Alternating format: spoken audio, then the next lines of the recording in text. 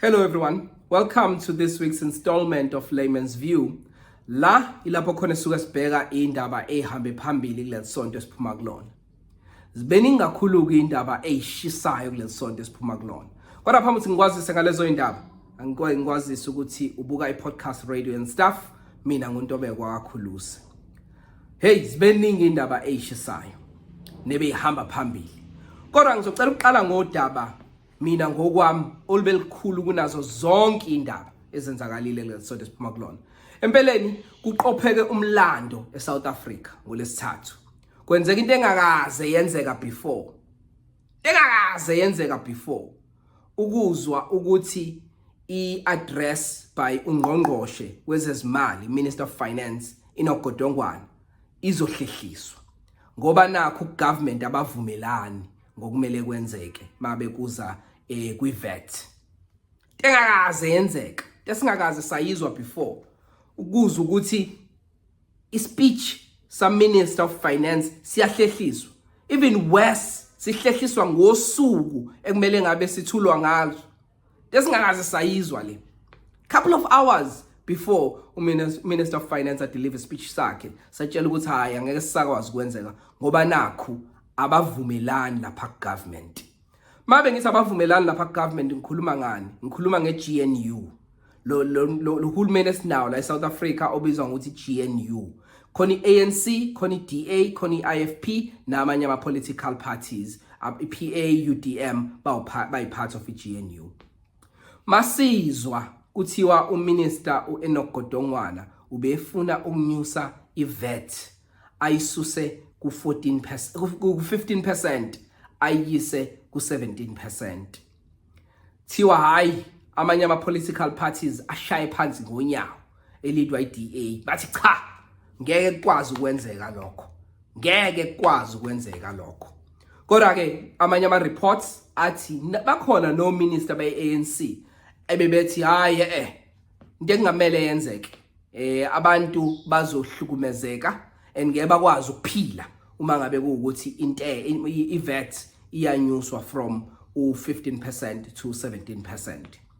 Baningi kabathi lokho kwenzakalile kukhombisa ukuthi GNU iyasebenza. Kodwa bathi hayi khombisa ukuthi GNU iyasebenza ngoba nakho sebeyakwazi to hold each other accountable. Ngoba before ngenkathi iANC iphethe yodwa ine majority naseparliament ibikwazi ukuthatha inqumo ngisho nabanye ababone ngathi zirong. Kodwa ngoba iANC bingadinge umuntu omunye bikwazi ukuthatha lezo inqumo. So bathi kube iANC biyodwa bizokwazi ukunyusa intela noma iVAT from u15% iyoyise ku17%. Njengoba bakwazi nje ukusupporta inkandla during isikhathi sa former president Jacob Zuma, bakwazi futhi nokusupporta iPhalaphala. Bayisupport iPhalaphala ngisho ukuthi bavota against ukuthi kube neinvestigation ngemali eyatholakala ePhalaphala ingoba iANC yayi majority.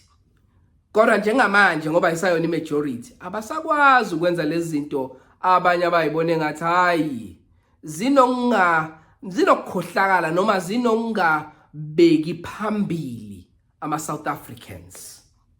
So njengamanje iANC idinga abanye ukuze ikwazi ukuphasa imithetho nezinto ukuthi zingenzeka ngalendlela eParliament noma cha. So that's one school of thoughts. Bathi abanye hayi GNU is working because bayakwazi to hold each other accountable. Bese kuba khona laba bathi GNU is in trouble. GNU is in trouble. Bathi bona GNU is in trouble ngoba bakhumbula kahle iANC ikwazi ukuthola ukwenza izinto ngendlela yazo even nakhona la kuGNU. Ngibala nje iNHI, ngibale iBella Act, ngibale iExpropriation Bill, I believe it's now an act. ANC kwazi ukuthola lezo zinto. Yizi iDA bithi ayifuni kodwa iANC yakwazi ukuyithola. Iyaqala iANC ukuyithola inqindeke noma ibambeke ama powers ingakwazi ukwenza efisa ukwenza ngenxa zeGNU. So ngabe iANC izokwazi yini ukuaccepta ukuthi ayisakwazi ukwenza izinto ngendlela efuna ukuzenza ngayo as it pleases. So abanye bathi hayi iGNU is in trouble ngoba iANC bathi izokhomba iDA indlela. It's DA go away. EFF come closer. Bese biqhubeka nokuphatha izwe. Khona basho njalo. Angazi ukuthi wena uthini. Mhlawumbe izothi EFF come closer noma ithi MK come closer. Angikuboni kwenzeka ke lokho. Kodwa ke let's wait and see ukuthi ngabe kuzokwenzakalani ngeGNU. Ngabe lokhu kukhombisa ukuthi iGNU iqinile noma iGNU ayi ithanda ukutengantenga isenkingeni. Hayi ungangazisa ukuthi wena ucabangani ngalokho. Kodwa ke sike sibuyele la kulena ye VAT. I-value added tax ngithi intela yes intela ukuthi intela ihlukahlukene so asibize ngokuthi i-VAT value added tax lena khona ebizosuswa ku 15% iye ku 17%. Ngabe kusho ukuthini lokho? Ukususwa noma unyuswa kwentela ku affecta yonke into oyithengayo. Majority yonke into oyithengayo edwa i-VAT. Okusho ukuthi njengoba nje salary yakho inganyukile njengamanje kodwa igross majority of izinto obuzobuyithenga gross intela bese izoba u17%. Bese kuthi mawuthenga iphone kunentela, ingubo intela, yonke into kufakwa intela.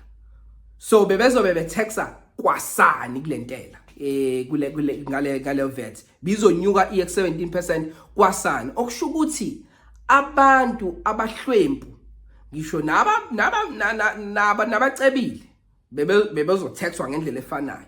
So umuntu oswele ubezoswela nakakhulu ukube iANC noma ngithi uMinister of Finance ukwazile ukunyusa iVAT ayisuse ku 15% ayise ku 17%. So mina ngokwami into enhle ukuthi I keep saying ANC ukuthi ugovernment awukwazanga no Minister of Finance nalabo abevumelana nabo ngokuthi into enhle le abakwazanga ukuyinyusa iVAT. Kodwa ke ibinyuswelana iVAT. Ngabe isiphi isizathu ebesidala ukuthi uMinister afune ukunyusa iVAT? Nje mangakubeka ngamagama alula na uza understand wayo wonke umuntu. uMinister ubefisa ukunyusa iVAT ngoba iSouth Africa njenge country siyisizwe nje South Africa asinayo imali, asanayo imali yokuyiphilisa njengesizwe South Africa. So ukuze uMinister akwazi ukuqhubeka ukwenza izinto ugovernment adinga ukuzenza okubalwa khona ukusevisa izikweleti esinazo, ukwakha infrastructure, ukubhekelela labo abangasebenzi mhlambe nabahola impesheni yokuguga neyokugula. So uMinister ubedinga bethi uzonyusa itax. Kodwa into ebhlungu ngokunyuswa kwalentela ibizolimaza nabo bonke laba bathi futhi bayelekelelwa ngoba lentela ibizothi mayinyuswa kuthiwa ngoba eSouth Africa ayinayo imali kunyuswa intela. Ibizonyusa intela ngoba eSouth Africa ayinayo imali, right? Isimanyuswa iVAT ithathwa kuthina nathi asinayo imali bese ithatha kuthina, so ithathapi. So I think government just needs to find another solution. Increasing VAT is not a solution. It's not a solution. It's a bad idea. Siyahlupheka already. Kunzima ukuphila eSouth Africa. Things are expensive. Ridiculously expensive. Petrol has been going up. Things are expensive. Emva kwalokho usufuna futhi ukunyisa iVAT. Kukhombisa lokho ukuthi uhulumeni akasikhathalele njengabantu base South Africa. Kushuthi ubufuna nje ukubhekelela labo abakwazi ukuafford. Ngoba phela abazi ukuafford bona bebengeke balimali ngokuthi intela inyusiwe noma iVAT inyusiwe ayiswa ku 17%. Bebengeke balimali ngoba baya afford, imali banayo. Basala nemali, kuba nemali eyi-excess. Kodwa umuntu onormal ohamba nje uvukayo osebenza the working class ibizolimali, bizokuthola kunzima ukuphila. So asazi solution ukuthi kuzoba yini. Siyazi njengamanje ukuthi uMinister of Finance sihlehlisiwe i-budget speech and ama political parties eParliament athi hayi sicela ukuzwa ukuthi sizothulwa nini le speech. Phela siyazi ukuthi uma ngabe i-budget ithulwa ama changes ezo introducewa ngoApril, so i-budget kumele ithulwe before uApril. So uminister ucommitted ukuthi rather kucommitteewe and there's an agreement ukuthi ihlehliselwe umhla ka-12 March. So i-budget speech sizodeliver ngomhla ka-12 March. Silindele ukubona ukuthi ngabe bazokwazi yini ukuthola isolution, and isolution ngabe izothi iyanyuswa iVAT iya ku 17% noma izonyuka mhlambe ngo1 percentage points iye ku 15%, noma kuzotholakala enye solution.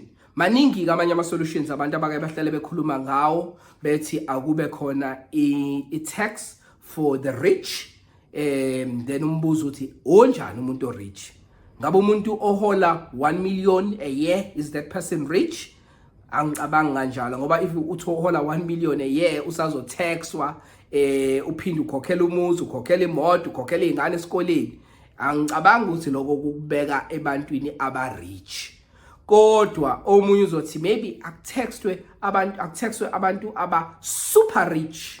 You know, those people who are super rich or corporate tax ku-introduce i-tax ehlukile. Maningi ama solutions abantu abawa introduceayo. So linda sizwe ukuthi ngabe uMinister of Finance ngabe iyiphi solution azohamba nayo, and ngabe lama political parties a-government azovumelana yini ukuthi hayi kuhle lokho kwenzakalayo, ikhona lokho kumele ngabe kwenzeke.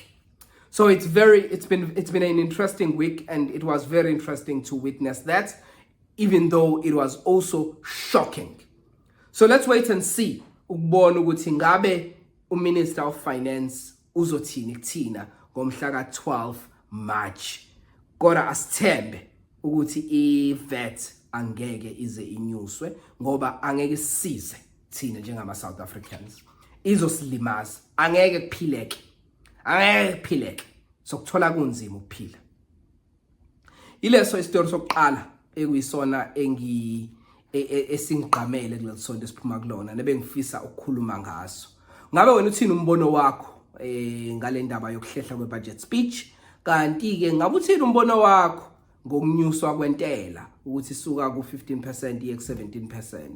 GNU uthini umbono wakho ngayo? I-DA is claiming victory, but i-DA edala ukuthi ihlehliswe inganyuki into i-VAT, kanti i-ANC ithi akunjalo. Nama ministers e-ANC nawo futhi abe against ukunyuswa kwe-VAT. So let's see if the GNU is working and if they will find a solution ngale ndaba ye-VAT. Very interesting. Another story that stood out for me kule sonto esiphuma kulona, it has to be the reconfiguration of ama PECs ANC kanye ANC KZN kanye nase Gauteng.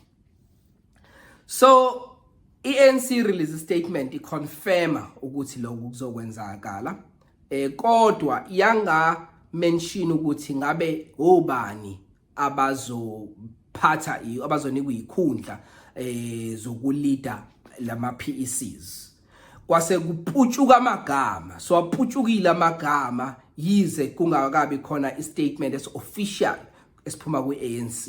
Ngokwami kwakhona nje lokho ukuthi i-ANC ayikaskip statement official, even though isinqumo sebesithathile, kungikhombisa ukuthi kunokungaboni ngasolinye ngaphakathi kuyona i-ANC. So basazama ukuyilungisa nokuyithola nokuyihlela bona ezi-ANC. Ngiyazi ukuthi ngifunde i-article kwi-Mail and Guardian lapho khona ithi kule article kuthiwa u-Deputy Secretary we-ANC uNomvula Nonkonyane uze la eKZN, wathi eKZN angeke ihlakazwe iPEC, kodwa kuzolethwa abantu bazoyisupport. Bekubika i-Mail and Guardian, and I'm paraphrasing.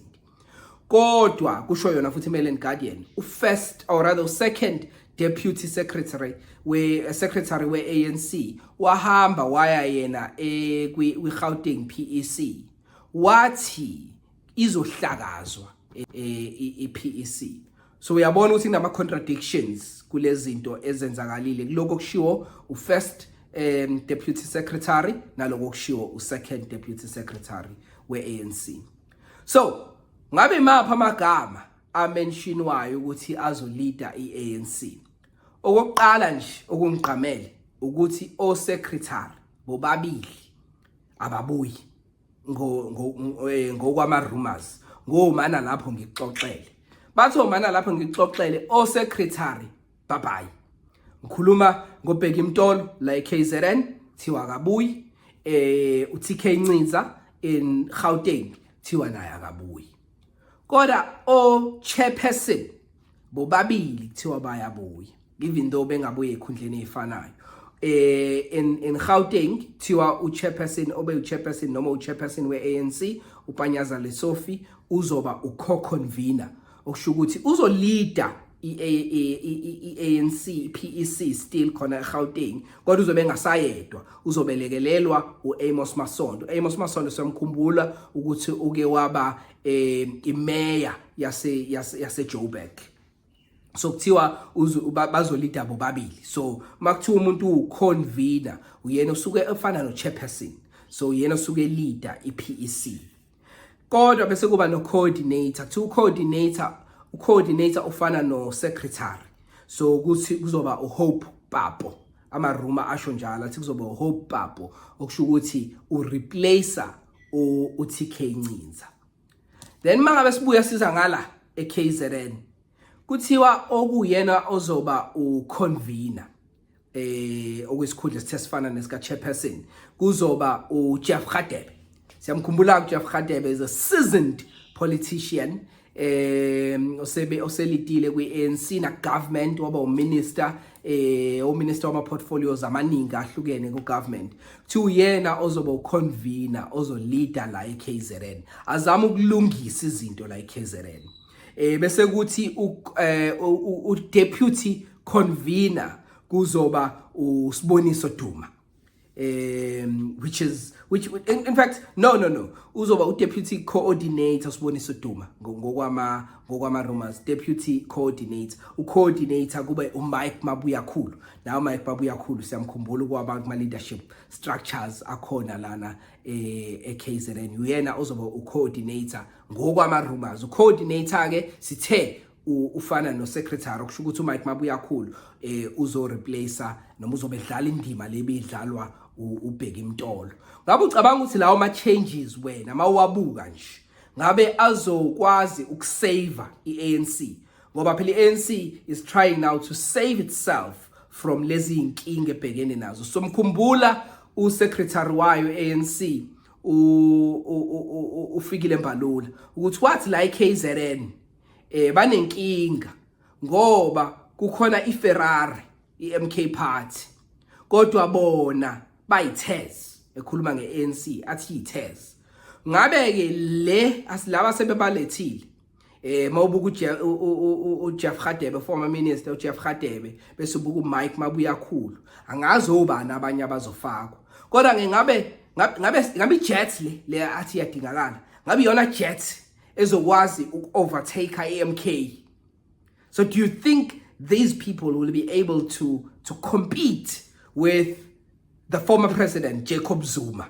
Ngoba siyazi ukuthi abantu base-KZN bavota ngoba nakho bayamthanda umongameli former president Jacob Zuma. Ngabe uJeff Radebe uzokwazi ukuthi hayi iANC buya nekhaya. Ngabe lokho uzokwazi ukwenza? NaseGauteng ngabe bazokwazi ukucompete with political parties like Action SA, the DA? Those are political parties that are showing some signs of growth in Gauteng. Even the MK party itself. Is this the A team? Ngabe yona team le kwi-ANC ezokwazi ukubuyisa isithunzi se-ANC bese ibuyisa ama numbers wabo bakwazi ukuthola okungenani u51% kuma elections alandelayo. asike swayekeke lawa kude yango 2029 asikhulume ngalawa seduza next year bakwazi local government elections bakwazi ukuwina ama awards amaningi bakwazi ukucontrola ama municipalities ngabe lokho kuzokwenzakala yini? That's the question. So we'll wait and see. I would love to know your thoughts on that story. In fact, I've told you about 2 stories, and those 2 stories are the main stories for me that came out of this week. Ngabe wena isiphi story othema usibuka kule sonto wabona hayi ziyenzeka izinto eSouth Africa. Hayi ziyenzeka izinto eSouth Africa. Ngabe mhlambe ubona uThamara wenzeni? Khona okushiwo uThamara kwakuphatha kabi noma mhlambe khona kushilo kwakuchaza angazi. But you can go into the comment section usazisa ukuthi wena ngabe isiphi story esithema senzeka kule sonto wathi hey ziyenzeka izinto eSouth Africa. Le i-podcast radio and stuff. Mina nguNtobeko Khuluse. Kanti kusasa sizobe sidropha i-episode with my partner in crime and a good friend of mine uNtokozo Tshapa. So yenza isiqiniseko sokuthi uyayibuka i-episode kusasa sobe sidropha ngo 9 o'clock 9 sharp sobe sikhuluma nomuntu we-radio. So please stick around and make sure that you watch that episode. Kodwa ke okunye kubalekile ukuthi ukwenze ukuthi usubscribe, like, share this video, and you can join as a member as well. Mau join as a member ucontribute only 9.99 rands ukwenza isiqiniseko sokuthi le podcast iyakhula. Angeke ngithathe lesikhathi ngikubonge ukuthi ubuke le video until this stage. Really appreciate you and your time and your data. Have a great weekend until we meet next time. Bye bye.